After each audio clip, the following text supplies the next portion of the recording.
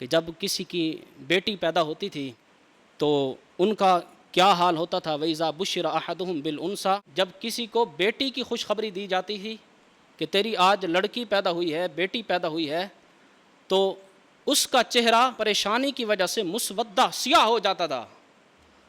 یعنی لڑکیوں کو، بیٹیوں کو اتنا عیب دار سمجھا جاتا تھا، لیکن اللہ نے اپنے محبوب کو اس معاشرے میں 4 بیٹیاں عطا فرمائیں، اور سرکار علیہ الصلاۃ والسلام نے پھر بیٹیوں کی عظمت کو اور ان کی جو فضیلت ہے، ان کے گھر میں آنے سے جو رحمت آتی ہے، اس کو اس معاشرے کے اندر بیان فرمایا. وہ زمانہ جاہلیت والی باتیں اب ہمارے معاشرے میں بھی آتی جا رہی ہیں. وہ اولاد سے نفرت کرتے تھے، کتوں سے پیار کرتے تھے. اب بھی یہ رسم چل پڑی ہے. پہلے کہتے تھے بچے 2 ہی اچھے، اب کہتے ہیں میاں بیوی صرف اکیلے ہی اچھے. اب تو بعض مقامات پر یہ رواج بھی چل چکا ہے کہ نکاح کرنے کی، شادی کرنے کی ضرورت ہی نہیں ہے.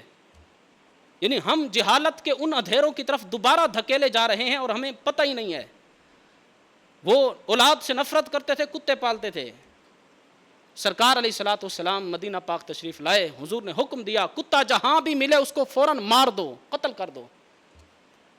یہ نفرت دلانے کا ایک انداز تھا.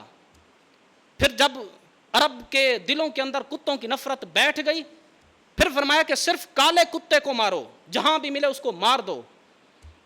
پھر سرکار علیہ الصلاۃ والسلام نے جب دیکھا کہ اب ان کے دلوں میں کتے کی نفرت 100% بیٹھ گئی ہے، اب حکم دے دیا کہ کسی کے گھر میں کتا نہیں ہونا چاہیے.